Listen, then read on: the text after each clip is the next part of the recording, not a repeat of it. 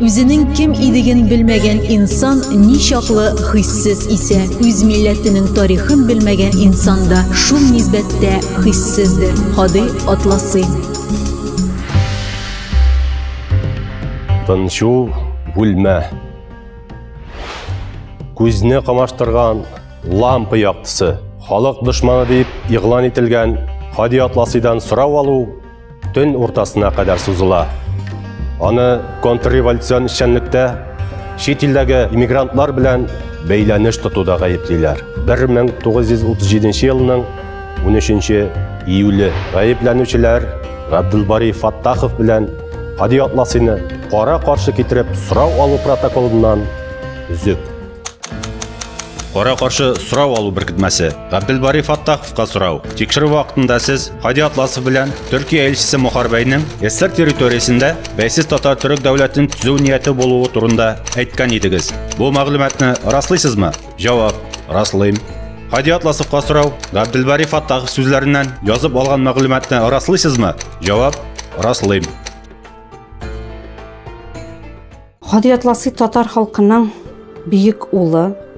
Ул 20-нче йөзнең беренче ширегендә татарларның милли яңарышына зур өлеш керткән олуг зат. Аның мәдәни, рухи мирасының әһәмияте, ул формалаштырган идеяларның әһәмияте бүгенге көндә дә бик зур. Ходи Атласы милләт хаяты өчен, милләт яшәеше, милләт тәрәккыятле булсын өчен зур хезмәтләр куйган. Аның әйткән асыл фикерләре бүгенге көндә дә татарлар өчен, милләтебез өчен әһәмиятле. Ходи Атласының тормышы эшчәнлеге әүлегеләрдән булып Алсу Мөхәммәддиновада кызыксыну уята. 14-нче татар гимназиясының гарәп теле укытучысы кулына 1996 елда бийек шәхеснең кулъязмалары килеп эләгә. Аларны Алсу ханның кызына Ходи Атласының улы Угыз ага бирә. Шул чорда халык тарафыннан онытылган мәгърифәтче тарихчы Ходи Атласовның иҗатын өйрәнү эшенә нигез салына. Дәресләрдә балалар гарәпчәдән татар теленә тарихи нөсхәләрне тәрҗемә итә. Аның әсәрләрен укый. Бу эшне Алсу Мөхәммәддинова күрекмичә үз өстенә ала һәм кандидатлык эшен яклый. Ә бит ул елларда Ходи Атласы киң җәмәгатьчелек өчен тыелган исем була. Күп кенә документлар архивта 700 астында саклана. Ходи Атласовның Бөгелмәдә алып барган эшчәнлеген өйрәнүдә бердән-бер чыганак аның улы Угыз Атласов. Салавкидан язган хатларны, документ нөсхәләрен, фоторәсемнәрне ул төймәгә сәйләннәр җыйган кебек берәмтекләп туплый. Шул рәвешле Угыз ага әтисенең якты исемен һәм иҗади мирасын халыкка кайтарының узын юлын башлый. 30-нчы еллар. Кыш. Әти Салавкида. Үйебез, милкебез толанган кешеләрдә торабыз. Әнинең кулында 2 игез бола. Минем урамга чыгарга киемнәрем юк.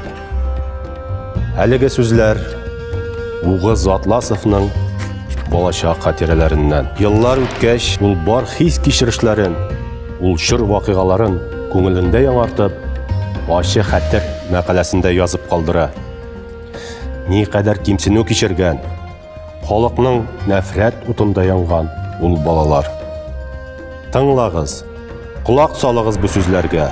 Укырга бүтән бармыйм, дип папам мәктәптән елап кайтты. Нигә дип сорагач, укучыларга 1 стакан чәй белән 50 грамм ипи бергәндә, Атласовларга бирмәгез дип кычкыралар икән. Халык дошманы балалары дигән сүзләрне ишетү Атласовлар гаиләсе өчен гаҗәп булмый. Мондый тормыш аларның бары рухын чыныктыра. Гаделлек, дөрестлек эзләп, Угыз Атласов кайларга гына бармый, кайсы гына түрәнең ишеген шакымый. Еллар дәвамында җыелган документларның күпчелеге хәзер Ходи Атласы исемендәге 14-нче татар гимназиясе музеенда саклана. Ул 1996 елда аның улы тырышлыгы һәм җәмәгатьчелек ярдәме белән ачыла. Музейны оештыру чыгымнарын хакимият үз өстенә ала. Бизәү эшләрен, Ходи Атласы портретын якташыбыз, танылган рәссам Дифак Рәхмәти ясый. Музейның теләкләр китабында 500-дән артык кулъязма, араларында Россия Федерациясе һәм Татарстан Республикасында танылган татар галимнәре, язучылары Айдар Хәлим, Миркасым Госманов, Равил Фахретдинов, Туфан Миңнуллин, Рабит Батулла, Фәүзия Бәйрәмова һәм башкалар. Аларның барысы да милләтне яклаучы, аның хак тарихын халкыбызга җиткерүче, рухи мирасны буыннан буынга күчерүче. Хади Атласы исемендәге иҗтимагый оешма әлеге милләтпәрвәр затларга мәгърифәтче исемен бирүне лаек дип тапты.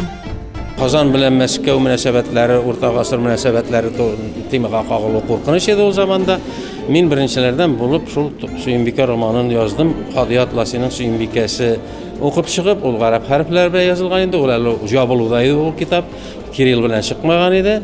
Мин аның Сибир ханлыгы, Казан ханлыгы һәм Сөембикә әсәрләрен гарәп имласы белән укып чыктым да, шуңа күрә гарәп имласын белмәгәннәрдән алда язып өлгерттем дә. Аннан Атласының бик зур шәкерте белән мин таныш булдым. Ул 96 яшендә вафат булды. Вәли Хаҗиев, РСФСРның атказанган мәгърифәтчесе, ул аның архивында Атласы турында материаллар бар, аның каршы исәнәле кирәк булса, анда да мөрәҗәгать итәргә мөмкиндер.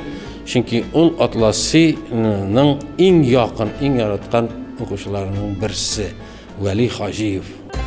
Һәр ел Хади Атласы һәм аның белән бергә атылган репрессия корбаннарын хәтергә алу көне, хәтер кичәсендә Бөгелмәнең татар җәмәгатьчелеге бөек шәхесләрне бергә туплый. Угыз Атласов 1994 елда башлап җибәргән эшне ул мәрхүм булганнан соң Татнефть институты галиме Рәмзис Кадыров дәвам итә. Бүген исә Хади Атласы исемендәге Хәйрия фондын Бөгелмә мәгариф идарәсе җитәкчесенең милли эшләр буенча урынбасары Фәүзия Таһир кызы Мәхмүтова җитәкли. Яна сорау алу протоколы. Җавап тотучы Хади Атласының кияүе Җиһанша Дунаев. Угыз Атласов уйлавынча, нәкъ менә әлеге кеше үзенең бабасына донос ясый. Хади Атласовны 1917 елдан бирле беләм. Ул чорда Атласов Бөгелмә земство идарәсе рәисе булып эшли иде. Тәҗрибәле педагог һәм галим, тырышлыгы белән биредә мөселман укучылары семинариясе ачыла. Хади Атласовны белемле, үз эшенә бирелгән кеше буларак беләм. Бөгелмә тарихында Хади Атласы онытылмас из калдыра. 1917 елгы февраль революциясе чорында ул гаиләсе белән бирегә күченеп килә. Инкыйлабтан соң Хади Мөхәддин улы Атласов Бөгелмә өязе земство идарәсенең әгъзасы итеп сайлана һәм ул халык мәгарифе мәсьәләләре белән шөгыльләнә башлый. Ул үзенең bütün хезмәтләрен, bütün көчен шушы Бөгелмә шәһәрендә тудырган, Бөгелмә шәһәренә биргән. Һәм менә без бүген күреп торабыз, Бөгелмә шәһәре аның шушы хезмәтләрен зурлап, искә алу буенча bütün татар дөньясында беренче урында тора. Мин Бөгелмә шәһәренә рәхмәт әйтәсем килә. Чөнки әгәр Бөгелмә шәһәре күтәреп чыкмаса, Хади Атласыны, бәлки ул әкренләп онытылган да булыр иде. Чөнки Казан галимнәре өчен башка шәхесләрдә бик күп шәһид киткән кешеләребез дә күп, галимнәребез дә күп. Туган яганы әле искә төшерде Сүпрәле районы. Ә менә Бөгелмә шәһәре аны 20-25 ел буе аның исемен булдырып, аның премиясын булдырып, аның конференцияларын уздырып, аның китапларын чыгарып, шушылай аны күтәрә килде. Бөгелмә шәһәрендәге тарихи биналарның берсе бүгенге көндә начар ишетүче балалар интернаты. Кайчандыр биредә мәктәпләрдә эшләү өчен татар теле укытучылары әзерләгәннәр. Педагогия техникумында Хади Атласы тарих, немец телләрен укыткан. Истәлек тактасы аның кебек бөек шәхесләргә безнең буын рәхмәте. Мемориал тактаны ачкан вакытта анда җәмәгатьчелек шулай ук тагы фикер әйтте. Менә киләчәктә шушы мәктәптән башлап, менә Гоголь урамынданың теге башлангыч башыннан башлап хәрби комиссариатка хәтле булган арага мәгърифәтчеләр исеме бирергә дигән. Аның исем мәңгеләштерү буенча инде җәмәгать тарафыннан инде хакимияткә күптәннән бик күп төрле тәкъдимнәр дә керде. Әйтик, менә аның берәр урамга исемен бирү. Менә аның читтә, шәһәрнең читендә яңа төзелә торган бер теге Әлмәткә чыгып киткән чагында, Сабантой мәйданына җиткәндә, анда бер урамны ясап куйдылар, Хади Атласының исем бирделәр. Ярый, ансы өчен дә рәхмәт. Менә тагын мәктәпкә исемне быел бирдерүгә ирешә алдык инде, кичкә генә. Ләкин моны без әле татар җәмәгатьчелеге менә шушы татар мәктәбе ачылган көнне менә тантаналы җыелышта аны күтәреп чыкканнар иде инде. Хади Атласыйның торган урыны менә Калинин урамында бер кибет барында. Менә шушы кибетнең бу башында, шул кибетнең урынында Хади Атласы яшәгән йорт торган. Шушы урынга һич юга ничектер менә шушы урамгамы, ничектер аның бюстын ясап куярга вакыт җитте.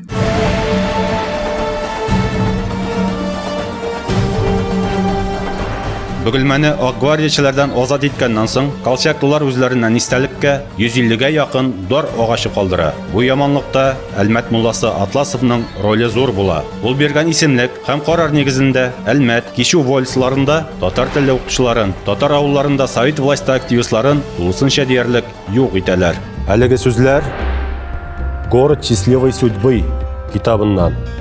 Аны Бөгелмәгә 200 ел тулу уңайыннан нәшер итәләр. Бернинди дәлилсез, дөрес булмаган мәгълүмат белән халык аңын томаларга алынган ялган галимнәрнең сүзе бүген фаш ителде. Хади Атласыйның чын исемен тарихка кайтару өчен никадәр вакыт үткән, күпме көч түгелгән. Бөгелмә татар җәмәгатьчелеге хәзер дәлилсез эш иткән галимнәр, тарихчылар өчен үсеп килүче буын алдында җавап тота. Күренекле шәхескә карата ихтирамлы караш тәрбияләүне алга сөрәм. Татар теле һәм әдәбияты укытучылары дәресләрдә Хади Атласы иҗатына аерым сәгатьләр багышлый. Әсәрләрен анализлап, ул чор тарихын өйрәнә.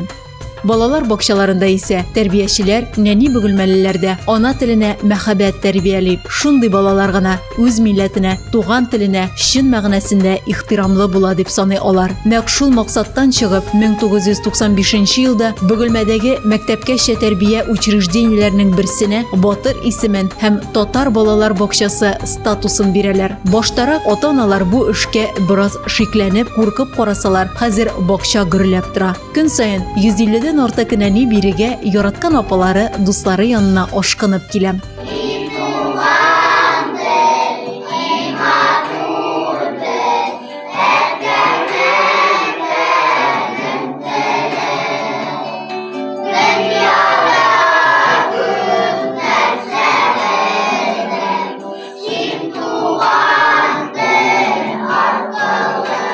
Балаларны татар телендә тәрбияләү эше яхшы нәтиҗәләр бирә. Алар тәртипле, әдәпле, тату, итәгатьле, акыллы булып үсәләр. Татар гимназиясенә 1нче класста укырга керүчеләр саны 62% тәшкил итә. Ә рус мәктәпләрендә татар телен тирәнтен өйрәнергә теләүчеләр 36%-ка якын. Барлык уңай нәтиҗәләр коллективның тырышлыгы белән ирешелде. Хәзерге көндә 73% югары белемле тәрбиячеләр, ә Алла бирсә 2 елдан 100%-ка тулабыз. Тәҗрибәле иҗади эшкә сәләтле тәрбиячеләр бик күп көч куеп, яңа таләпләргә туры китереп эш башкаралар. Алар арасында югары һәм 1нче категорияле тәрбиячеләр саны 67%. Коллективта бердәмлек, ярдәмчеллек, җаваплылык, иҗат рухы яши. Ел сайын безнең балалар төрле республика күләмендә семинарларда, конкурсларда, бәйгеләрдә катнашалар. Ул җыр, бию, шигырь уку, сәхнәләштерү дисеме, батырлылар һәр даим беришчеләрдән була. Үсеп килүче буында татар халкының рухын тәрбияли алганга Батыр балалар бакчасы мөдире Альбина Наил кызы Мирзахановага фидакар укытучы исеме бирелә. Мәктәп укучылары арасында да гыйлемгә омтылышлы, ана телен, халкының тарихын, мәдәниятен ихтирам итүче, яратучы егетләр, кызлар күп. Бөгелмә Хади Атласы фонды шундый укучыларны куәтләү максатыннан 2007 елда иҗтихатлы укучы номинациясын булдырды. Мондый мактауга Хади Атласы исемендәге 14-нче татар гимназиясе укучысы Илгиз Мурзаханов та лайык. Саф татар егете үзенең милләте белән горурлана һәм авыз тутырып, ана телендә сөйләшә. Илгиз республика күләм ярышларында катнашып, призлы урыннар яулый. Төрле фәнни-гамәли конференцияләрдә, иҗади конкурсларда белемен күрсәтеп, якыннарын, туган уку йортын шатландыра. Татар милләтенә, татар җәмәгатьчелегенә киләчәктә дә лайыклы алмаш булырмын дип ышанам һәм бу исемгә тап төшермәм дип сүз бирәм. Хади атласы эшен дәвам иттергән мөгаллимнәрне, аның кебек туган телгә тугры булган егет кызларны Бөгелмә районыннан гына эзләмиләр. Хади атласыга багышланган фәнни-гамәли конференция хәзер географиясын киңәйтте. Бөгелмәдә Татарстанның көньяк-көнчыгыш районнарыннан, Чүпрәледән, Ырымбурдан укытучы һәм укучылар җыелды. Фидакар укытучы, иҗтихатлы укучы исеме һәм Хади атласы премиясе беренче тапкыр башка район мөгаллимнәре һәм шәкертләренә дә тапшырылды. Фидакар укытучыларның саны күбәйде, мәгърифәтче бүләген алучыларның да саны күбәйде, иҗтихатлы укучыны да һәр ел сайын тапшырып барабыз.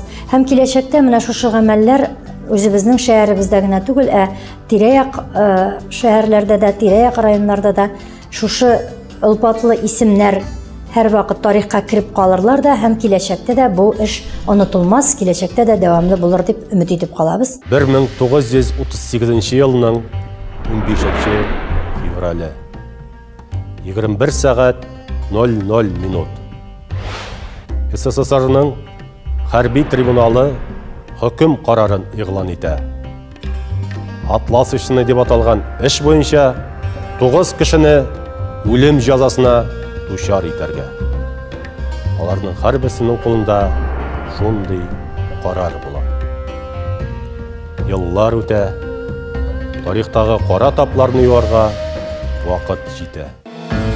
СССР Югары Советы Президиумының 1989 ел 16 гыйнварында чыгарган 30, 40 һәм 50 еллардагы репрессия корбаннарына мөнәсәбәттә гаделлекне торгызу буенча өстәмә чаралар турындагы указның 1-нче маддәсе нигезендә ОГПУ коллегиясының Хади Атласовка карата чыгарган 1930 ел 28 июль карары гамәлдән чыгарылды. Шулай итеп, Атласов Хади Мифтахетдин улы әлеге эш буенча тулысынча реабилитацияләнде.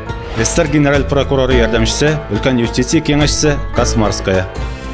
Угыз Атласов әтисенең якты исемен, иҗади мирасын халыкка кайтара ала. Ләкин аның тормышка ашмаган тагын бер эше кала. Ул әтисе җирләнгән урынны белмичә фани дөньядан китеп бара. Бабайның каберен дә без белмибез. Һаман әйтмиләр аны, әле уйлыйм, вакыты җитмәгән. Миңа һәм минем инем Хади бар әле. Менә без булдыралырбызмы, без юкмы, ансын менә шул тырышырга кирәк инде. Менә әти шикелле минем шундый көчем юк инде. Менә шул әтинең эшен дәвам итәргә уйлыйм, ул минем бурычым. Бу изге гамәлне башкарып чыгарга Угыз Атласов балаларына, оныкларына йөкләп калдыра. Бабасының эшен дәвам иттерүче бар. Бөек галимнең оныкчыгы Әмир инде бүген Атласовлар нәселенең буыннарын барлый. Бик суарып, кызганыч, бик суарып, Хади Атласыны халыкка кайтардылар. Терсәк якын булса да, тешләп булмый шул. Никадәр укымышлы зат, зыялы татарның исеме тарих баткагында югалып калды.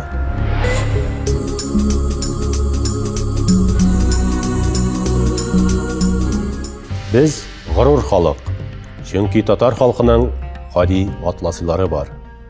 Без бәхетле халык, чөнки Хади Атласының иҗатын саклап кала алганбыз. Безнең киләчәгебез якты, чөнки халкыбызның үткәнен, улы шәхесләребезне онытмыйбыз.